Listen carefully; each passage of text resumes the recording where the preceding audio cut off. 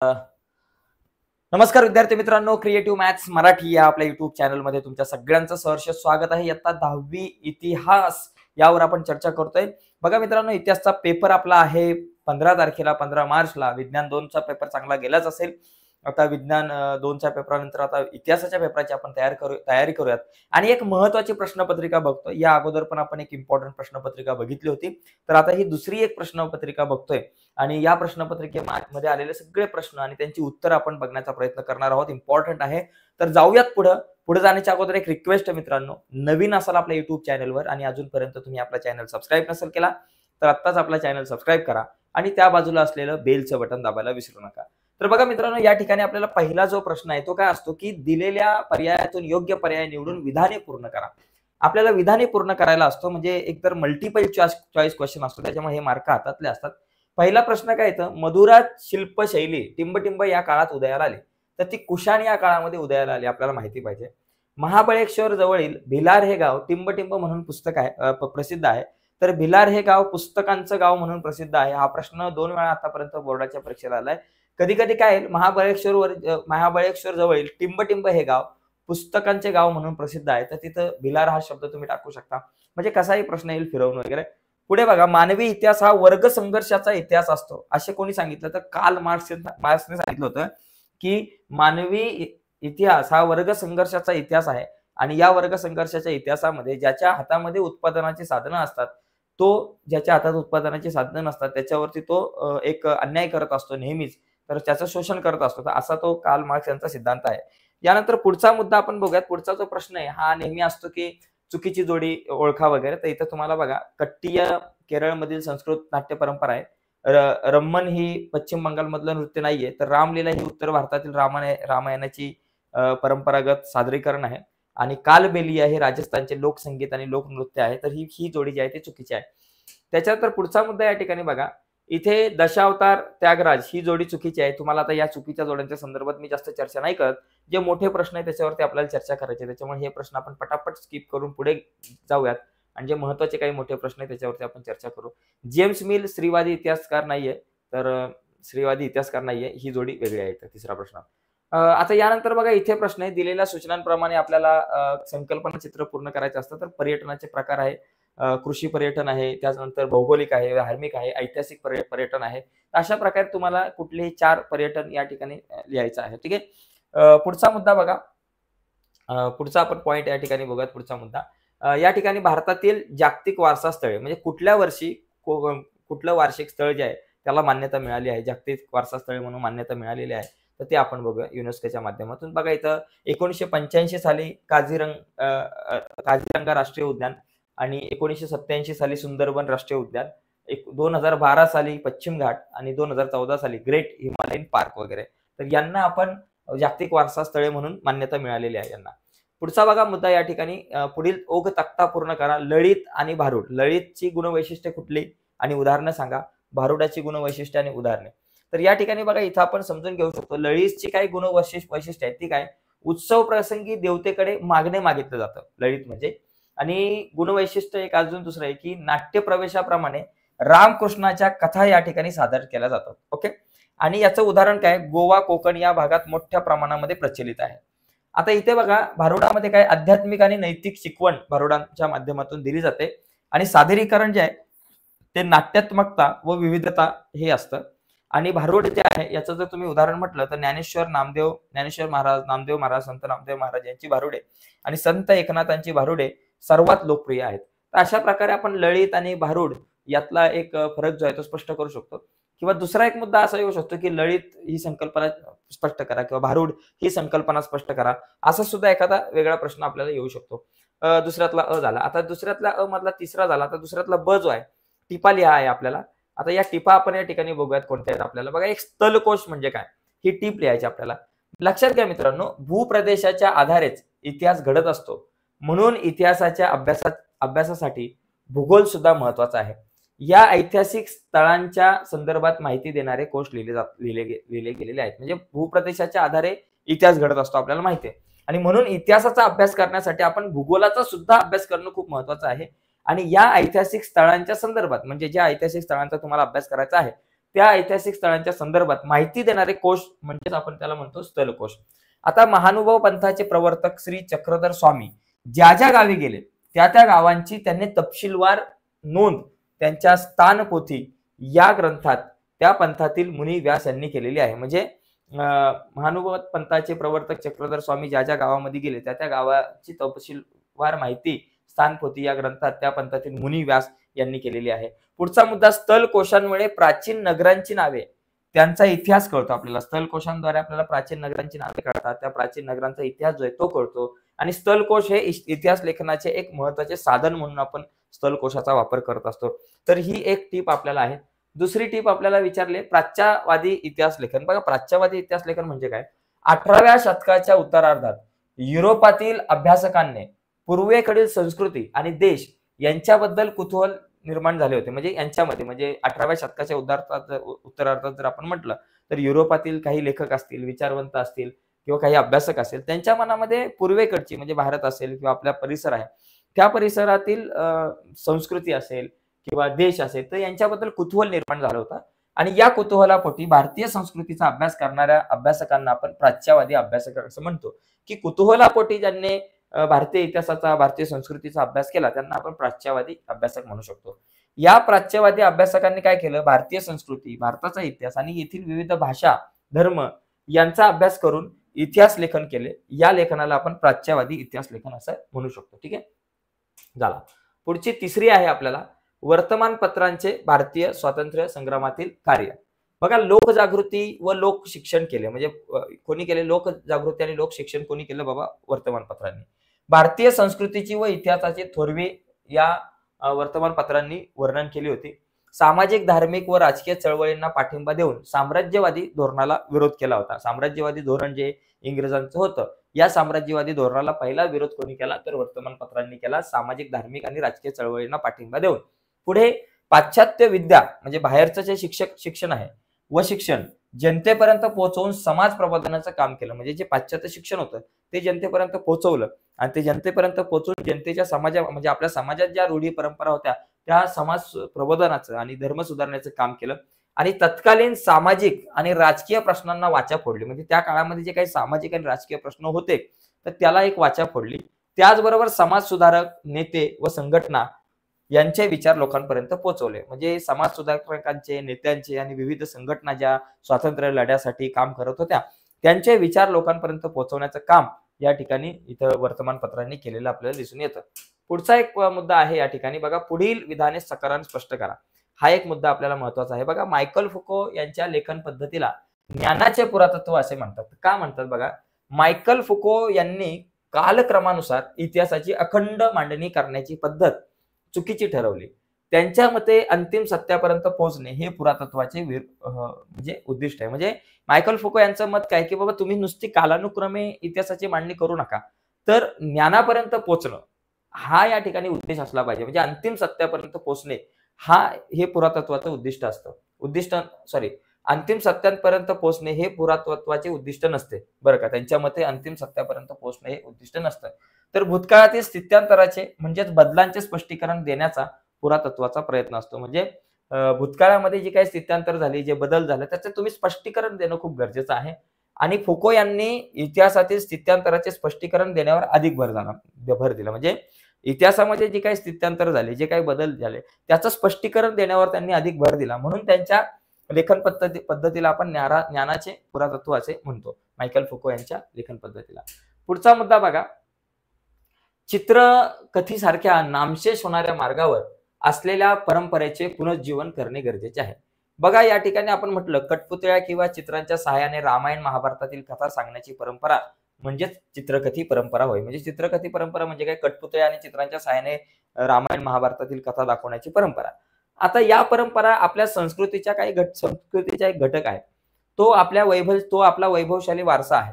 ठाकर, आदिवासी, वारली अशा जमातींनी चित्रकथी परंपरा पिढ्यानपिढ्या टिकवून ठेवली. म्हणजे कोणी कोणी टिकवून ठेवली? बाबा, ठाकर आहे, आदिवासी आहे, वारली आहे, अशा जमातींनी चित्रकथीची जी परंपरा आहे ती पिढ्यानपिढ्या टिकवून ठेवली आहे. चित्रकथी कुटुंबामध्ये जतन करून ठेवलेल्या पोथ्या आता जीर्ण झालेल्या आहे. म्हणजे चित्रकथी कुटुंब म्हणजे ज्यांनी या चित्रकथीला पुढे आणलं तर त्यांनी ज्या जतन करून ठेवलेल्या ज्या पोथ्या आहेत त्या आता जीर्ण झालेल्या आहेत. आणि म्हणून नामशेष होण्याच्या मार्गावर असलेल्या या चित्रकथेसारख्या परंपरेचे पुनर्जीवन होणं आजच्या काळात गरजेचं आहे. तर बघा पुढचा प्रश्न आपण या ठिकाणी बघूयात. तिसरा प्रश्न आपल्याकडे होता, खेळण्याद्वारे इतिहासावर प्रकाश पडू शकतो. म्हणजे खेळण्यांद्वारे, म्हणजे जी खेळणी असतात त्या खेळण्यांद्वारे सुद्धा इतिहासावर प्रकाश पडतो. बघा मनोरंजनासाठी विविध प्रकारची खेळणी तयार करण्याची प्रथा प्राचीन काळापासून चालू आहे. त्यामुळे खेळणी ही इतिहास लेखनाचे महत्त्वाचे भौतिक साधन असू शकतात. खेळण्यामुळे त्या काळातील धार्मिक व सांस्कृतिक परंपरा समजतात. म्हणजे एखाद्या काळातलं ठराविक काळातलं खेळणं सापडलं तर त्या खेळण्यामुळे त्या काळातली सामाजिक आणि धार्मिक परिस्थिती काय आहे ती आपल्याला समजते. मातीचे किल्ले व त्यावर शिवकालीन देखावा उभारण्यासाठी मातीच्या प्रतिमा ठेवतात. म्हणजे मातीचे किल्ले व त्यावर शिवकालीन देखावा उभा करण्यासाठी मातीच्या प्रतिमा ठेवल्या जातात. त्यावरून किल्ल्यांच्या रचनेचा आपल्याला अभ्यास येतो. उत्खनात पॉम्पेई शहरात सापडलेल्या भारतीय हस्तिदंती बाहुलीवरून भारत व रोम यांच्यातील संबंधावर प्रकाश पडतो. म्हणजे उत्खनात पॉम्पेई शहरामध्ये जे सापडलेल्या भारतीय हस्तिदंती बाहुली म्हणजे भारतीय हस्तिदंताची बाहुली सापडली त्या प्रकारची, त्यावरून भारत आणि रोम यांच्यामध्ये काहीतरी प्राचीन संबंध होते तर त्यावर एक प्रकाश पडतो. त्याच्यानंतर मोहेंजोदडो येथील उत्खननात सापडलेल्या खेळण्यावरून तत्कालीन पद्धती, पोशाख कसा होता, खेळांचे प्रकार कसे होते आणि तंत्रज्ञान याची माहिती आपल्याला मिळते. म्हणून खेळण्याद्वारे इतिहासावर प्रकाश पडतो. म्हणजे ते खेळणं जर का आपल्या हातामध्ये सापडलं तर त्या काळाची सामाजिक आर्थिक परिस्थिती जी आहे, धार्मिक परिस्थिती आहे ती आपल्याला समजते. चौथा पॉइंट आहे, जागतिक वारशाच्या पदास पात्र ठरणारी स्थळे, परंपरा यांची यादी युनेस्कोने जाहीर केली आहे. बघा पूर्वजांनी निर्माण केलेली कलाकृती, परंपरा हा आपला एक सांस्कृतिक वारसा आहे आणि तो वारसा जो आहे तो एका पिढीकडून दुसऱ्या पिढीपर्यंत गेला पाहिजे. म्हणजे तो नामशेष नाही झाला पाहिजे आणि तो नामशेष न होण्याच्यासाठी युनेस्को काही प्रकारची नियमावली जाहीर करते आणि काही ठराविक ठिकाणांना एक जागतिक वारसा स्थळ म्हणून घोषित करते. अशा प्रकारे या प्रश्नाचं उत्तर तुम्ही साधारणतः लिहू शकता की बाबा काळाच्या ओघात हा जो ठेवा आहे, जो आपल्याला मिळालेला आहे तो नष्ट झाला नाही पाहिजे, नामशेष झाला नाही पाहिजे. यासाठी त्याचे जतन कसे करावे याच्या दिशादर्शक तत्वांच्या आधाराने जागतिक वारशाच्या पदास पात्र ठरणारी स्थळे व परंपरा यांची यादी युनेस्को या जागतिक संघटनेकडून जाहीर केली जाते. ओके, आणि त्या सगळ्यांचं जतन वगैरे केलं जातं. पुढचा मुद्दा बघा, दिलेल्या उताराचे वाचन करून प्रश्नांची उत्तर. आता हा जो उतारा आहे, मेजर ध्यानचंद हे हॉकीचे महान खेळाडू होते आणि भारतीय हॉकी संघटनेचे संघनायक वगैरे होते. हा एक उतारा आहे. तर ह्या उतार्यावरच्या प्रश्नांची उत्तरं, जसं हॉकीचे जादूगार कोणाला म्हणतात तर मेजर ध्यानचंद यांना. त्याचबरोबर भारतात मेजर ध्यानचंद यांचा जन्मदिवस म्हणून काय साजरा केला जातो तर 29 ऑगस्ट हा त्यांचा जन्मदिन जो आहे तो राष्ट्रीय क्रीडा दिवस म्हणून आपण भारतामध्ये साजरा करतो. त्याच्यानंतर पुढचा मुद्दा आहे की मेजर ध्यानचंद यांची ऑलिम्पिक स्पर्धेमधील कामगिरी थोडक्यामध्ये आपल्याला सांगायची होती. तर ही अशा प्रकारे आपण सांगू शकतो की ते हॉकी संघाचे मुख्य खेळाडू आणि संघनायक होते, म्हणजे कॅप्टन होते. त्यांनी 1928, 32 आणि 36 अशा सलग 3 ऑलिम्पिक स्पर्धात भारताचे प्रतिनिधित्व केलं आणि हॉकीची सुवर्ण पदके त्यांना भारताला मिळवून दिली. आणि 1932च्या ऑलिम्पिकमध्ये त्यांनी अमेरिका व जपान विरुद्ध 25 गोल केले अक्षरशः. आणि आपल्या संपूर्ण कारकिर्दीत त्यांनी राष्ट्रीय व आंतरराष्ट्रीय स्पर्धांत अनेक गोल केले. म्हणून त्यांच्या हॉकीतील या देदीप्यमान कामगिरीमुळे त्यांना हॉकीचे जादूगार असे म्हटले जाते. पुढचा एक मुद्दा आहे, प्रश्नांची सविस्तर उत्तरे द्या. त्याच्यामध्ये आपल्याकडे आहे स्त्रीवादी इतिहास लेखन. बघा मित्रांनो, स्त्रीवादी इतिहास लेखन यावर आपण थोडीशी चर्चा करूयात आता. स्त्रीवादी इतिहास लेखनामध्ये बघा काय की स्त्रीवादी इतिहास लेखन म्हणजे स्त्रियाच्या दृष्टिकोनातून इतिहासाची केलेली पुनर्रचना म्हणजे स्त्रीवादी इतिहास लेखन. इतिहासाच्या लेखनात पुरुषवादी दृष्टिकोनाचा प्रभाव सुरुवातीला अधिक होता. त्यावर पुनर्विचार करावा आणि त्यात स्त्रियांचा अंतर्भाव करावा अशी भूमिका फ्रेंच विदुषी सीमा दो बोव्हार हिने मांडली. त्यानंतर स्त्रीवादी इतिहास लेखन हा विचार स्वीकारला गेला पुढच्या काळामध्ये. स्त्रियांशी संबंधित नोकऱ्या, रोजगार, ट्रेड युनियन, स्त्रियांचे कौटुंबिक जीवन, स्त्री संस्था या सर्वांवर सविस्तर संशोधन सुरू झालं. आणि 1900 नंतरच्या काळात 1990च्या काळामध्ये जवळपास नंतरच्या काळात स्त्री एक स्वतंत्र सामाजिक वर्ग मानून इतिहास लिहिण्यावरती भर दिला जाऊ लागला. या दृष्टिकोनाला आपण स्त्रीवादी इतिहास लेखन म्हणतो. म्हणजे स्त्रियांना समोर ठेवून म्हणजे स्त्रियांच्या दृष्टिकोनातून जी इतिहासाची मांडणी केली जाते त्याला आपण स्त्रीवादी इतिहास लेखन म्हणतो. याचा एक स्क्रीनशॉट घेऊ शकता, हे तुम्ही पाठ करू शकता. ठीक आहे. पुढचा एक मुद्दा या ठिकाणी समजून घेऊयात. ग्रंथालय व्यवस्थापन का महत्वाचे आहे, म्हणजे ग्रंथालयाचं व्यवस्थापन का महत्वाचं आहे तर हे या ठिकाणी आपल्याला समजेल की ग्रंथाच्या पद्धतशीर आयोजनामुळे वाचकांना हवी ती पुस्तके लगेच मिळू शकतात. म्हणजे ग्रंथाचं जर का तुम्ही पद्धतशीर व्यवस्थापन केलं तर वाचकांना जी पुस्तकं हवी ती पटकन मिळू शकतात.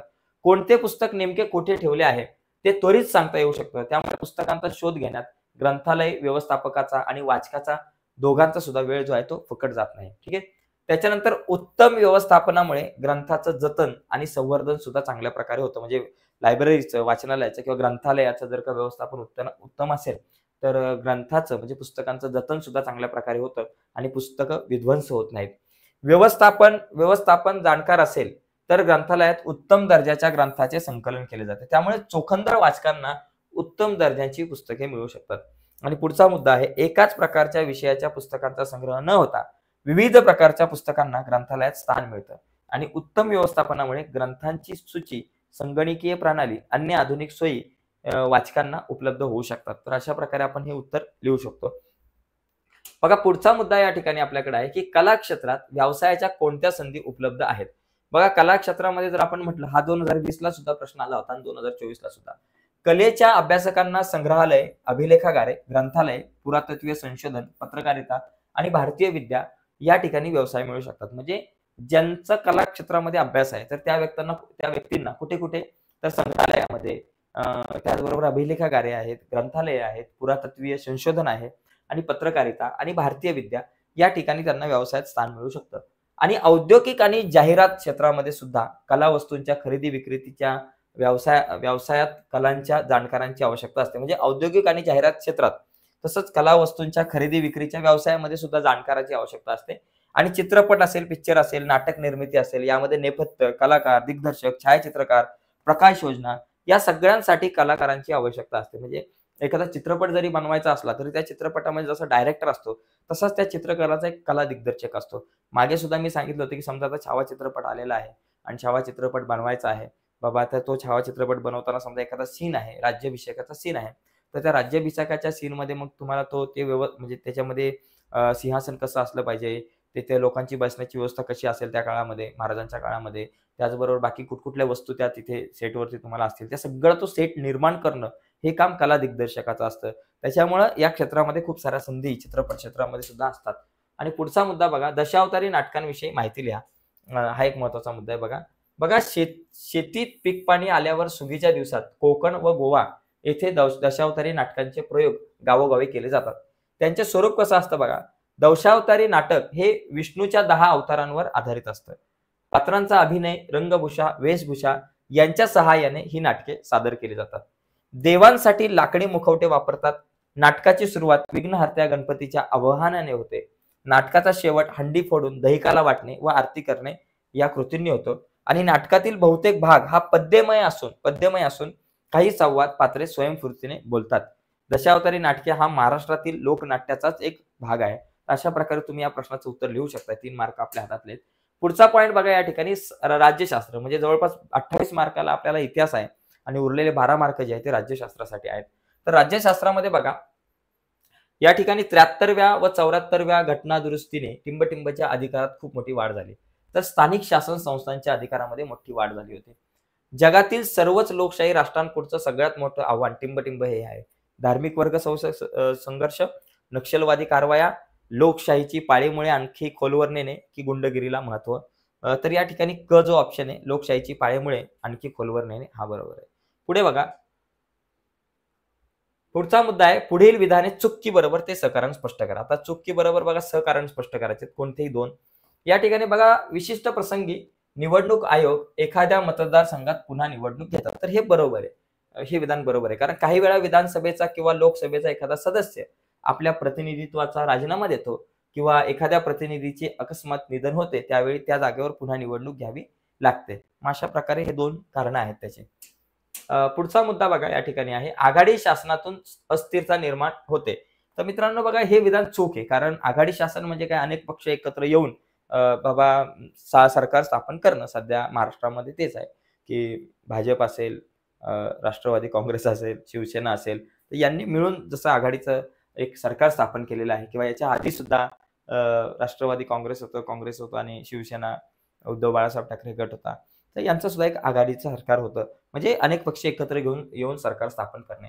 म्हणजे आपण जर बघितलं तर 1989च्या निवडणुकीनंतर कोणत्याही पक्षाला बहुमत न मिळाल्याने केंद्रात व राज्यात आघाडी सरकारे अधिकारावर आली होती. आणि आघाडी शासनातून अस्थिरता निर्माण होते हा समज आपल्या देशातील पक्ष पद्धतीने खोटा ठरवलेला आहे. आणि केंद्रामध्ये सुद्धा सध्या आघाडी सरकारच आहे, कारण पूर्ण बहुमत कुठल्याही पक्षाला मिळालेलं नाहीये. तर या ठिकाणी तरी सुद्धा दोन्ही ठिकाणी म्हणजे केंद्रामध्ये सुद्धा आणि महाराष्ट्रामध्ये सुद्धा व्यवस्थित चालू आहे, अस्थिरता तर दिसत नाहीये. पुढचा मुद्दा बघा, पुढे बघा, हे विधान बरोबर आहे, कारण हे काय बाबा, ग्राहक चळवळ अस्तित्वात आली. बरोबर आहे, ग्राहक चळवळ अस्तित्वात आली होती. अर्थव्यवस्थेतील बदलांचा आणि बदललेल्या समाज व्यवस्थेचा ग्राहकांवरती परिणाम होतो. आणि भेसळ बघा बरं का, भेसळ आहे, वस्तूंच्या वाढवलेल्या किमती आहे, वजन मापातील फसवणूक आहे, वस्तूंचा कमी दर्जा असेल पण अधिक किमती इत्यादींसारख्या अनेक समस्यांना ग्राहकांना तोंड द्यावं लागतं. म्हणजे बऱ्याच समस्या असतात. एखाद्या वस्तूचा दर्जा कमी पण किंमत जास्त असेल, किंवा भेसळ असेल, किंवा एखादी वस्तू जी आहे त्या वजनाच्या मापाच्या बाबतीत फसवणूक झाली असेल, तर अनेक समस्यांना ग्राहकांना तोंड द्यावं लागतं. अशा फसवणुकीपासून ग्राहकांचं संरक्षण करण्यासाठी, म्हणजे या फसवणुकीपासून ग्राहकांचं संरक्षण व्हावं यासाठी 1986 साली ग्राहकांना संरक्षण अस्तित्वात ग्राहक संरक्षण कायदा अस्तित्वात आला. त्यानंतर ग्राहकांना आपल्या हक्कांची जाणीव व्हावी व त्यांचे संरक्षण व्हावे यासाठी ग्राहक चळवळ अस्तित्वात आली, असं आपण या ठिकाणी म्हणू शकतो. ठीक आहे. पुढचा मुद्दा बघा, पुढचा एक आहे आपल्याकडे की प्रश्न आहे, संकल्पना स्पष्ट करा. बघा, या संकल्पनांमध्ये पहिली आहे राजकारणाचे गुन्हेगारीकरण. सध्या तरी सुपरहिट विषय चालू आहे, राजकारणाचे गुन्हेगारीकरण हाच विषय चालू आहे सध्या, की राजकीय व्यवस्थेत गुन्हेगारी प्रवृत्तींचा समावेश होणे म्हणजेच राजकारणाचे गुन्हेगारीकरण होय. हे गुन्हेगारीकरण विविध मार्गांनी होत असते.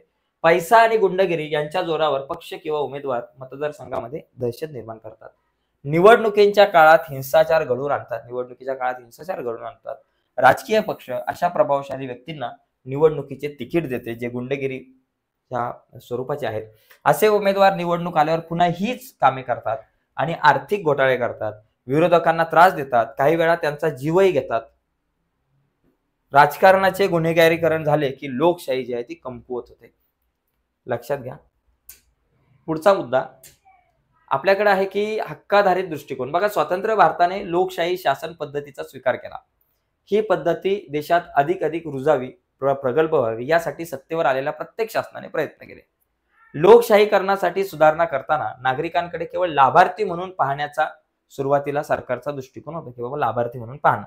इसवी सन 2000 नंतरच्या काळात मात्र नागरिकांचा हक्क ही भूमिका घेऊन या सुधारणा होऊ लागल्या. म्हणजे हा आपण लाभार्थी नाही तर हक्क आहे की बाबा सुधारणा झाल्या पाहिजे, म्हणून प्रत्येक नागरिकाला माहितीचा, शिक्षणाचा तसेच अन्न सुरक्षेचा केवळ लाभ व्हावा म्हणून कायदे केले गेले नाहीत, तर ते नागरिकांचे हक्क मानले गेलेले आहेत म्हणून ते कायदे केलेत. म्हणून हक्काधारित दृष्टिकोन जो आहे म्हणतात या भूमिकेला. ओके. पुढचा पॉईंट बघा या ठिकाणी, की पुढचा मुद्दा आहे आपल्याकडे दिलेल्या सूचनांप्रमाणे कृती करा. त्याच्यामध्ये संकल्पना चित्र बघा. इथं मतदारसंघाची निर्मिती, उमेदवारांकडून नामांकन पत्रे व त्यांच्या अर्जाची छाननी, प्रत्यक्ष मतदान, निवडणुकांचे निकाल. तर पहिलं मतदारसंघाची निर्मिती होते. ती मतदारसंघाची निर्मिती झाल्यानंतर मतदार याद्या निश्चित होतात. त्यानंतर उमेदवारांकडून नामांकन पत्रे व त्यांच्या अर्जाची छाननी, म्हणजे उमेदवार जे फॉर्म भरतात. नंतर मग निवडणुकीचा प्रचार होतो. निवडणुकीचा प्रचार झाल्यावर प्रत्यक्ष मतदान होतं. मग मतमोजणी होते, मग निवडणुकांचे निकाल होतात आणि मग निवडणुकी संबंधीच्या वादाचे निराकरण केले जाते. तर ही प्रक्रिया आहे, निवडणूक प्रक्रिया. पुढचा मुद्दा आपल्याकडे होता की भारतीय लोकशाही समोरील आव्हाने. बघा, 4 आव्हाने दिलेली आहेत महत्वाची. पहिलं काय बाबा, जमातवाद आणि भ्रष्टाचार आहे. दुसरं दहशतवाद एक आहे आणि वाढता उग्र नक्षलवाद आहे. आणि त्याच्यानंतर राजकारणाचे गुन्हेगारीकरण, हे सध्या खूपच वाढत चाललेला विषय आहे. लोकशाही समोरचं सगळ्यात मोठं आव्हान राजकारणाचे गुन्हेगारीकरण हे आहे. हे जर थांबलं तर बाकी सगळ्या गोष्टी थांबायला जास्त वेळ लागणार नाही. पुढचा मुद्दा, पुढील प्रश्नांची थोडक्यात उत्तर लिहा.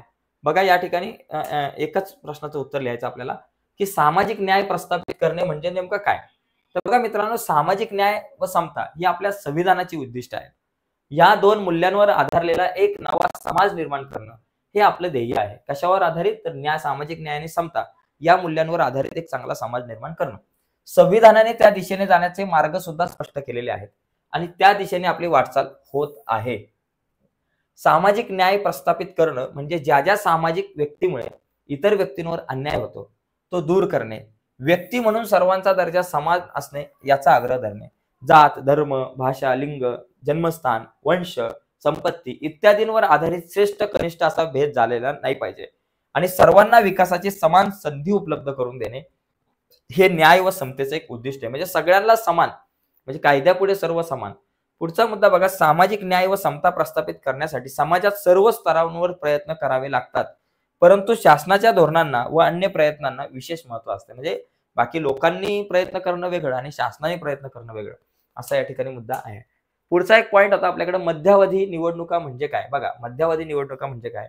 लोकसभा आणि राज्यांच्या विधानसभा यांचा कालावधी 5 वर्षाचा असतो. बाबा, सरकार आलं की ते 5 वर्षाचं होतं. परंतु काही कारणांमुळे जेव्हा सभागृहांच्या मुदतीपूर्व निवडणुका घ्याव्या लागतात, त्यांना मध्यावधी निवडणुका, म्हणजे समजा 5 वर्ष कालावधी आहे, पण काही कारणांमुळे 3 वर्षानंतरच निवडणूक घ्यावी लागली, 2.5 वर्षानंतरच निवडणूक घ्यावी लागली, तर त्याला आपण मध्यावधी निवडणुका म्हणतो. बहुमताने अधिकारावर आलेले सरकार मुदती आधीच पक्षफुटीमुळे अल्पमतात येऊ शकते, जसं मागे झालं होतं. काही वेळा एका पक्षाला बहुमत मिळाले नसल्यास 2 किंवा अधिक पक्षांची आघाडी करून सरकार स्थापन केले जाते आणि परंतु मुदती आधीच आघाडीत फूट पडून सरकार अल्पमतात येते आणि अल्पमतात आलेल्या सरकारला राजीनामा द्यावा लागतो आणि सरकार जर का अल्पमतात आलं तर राजीनामा द्यावा लागतो, जसं मागे घडलं होतं. अशा वेळी पर्यायी सरकार स्थापन करण्याची शक्यता नसल्यास लोकसभा व विधानसभा मुदतीपूर्व बरखास्त करावी लागते आणि अशा परिस्थितीत निवडणूक आयोगाला मध्यावधी निवडणुका घ्याव्या लागतात. पुढचा बघा पॉइंट या ठिकाणी शेवटचा. आता हे झालेले आपले एवढे प्रश्न झालेत. तर मित्रांनो, अशा प्रकारे आपण साधारणतः ही प्रश्नपत्रिका बघितली जी मार्च 2024 ची होती. याच्या अगोदर मार्च 2020 ची पण आपण प्रश्नपत्रिका बघितलेली आहे. तर आजच्या चर्चेत इथंच थांबूयात मित्रांनो. परंतु जर तुम्हाला इयत्ता 10वी इतिहासाच्या आतापर्यंत बोर्डाच्या परीक्षेला आलेल्या सगळ्या प्रश्नपत्रिकांच्या PDF हव्या असतील तर या व्हिडिओच्या खाली डिस्क्रिप्शन मध्ये मी लिंक दिली, त्या लिंकवर क्लिक करून तुम्ही इतिहासावर क्लिक करा. इतिहासावर क्लिक केले की तुम्हाला इतिहासाच्या सगळ्या जुन्या प्रश्नपत्रिका अभ्यासता येतील. ठीक आहे मित्रांनो, आताच्या चर्चेत इथेच थांबूयात. धन्यवाद.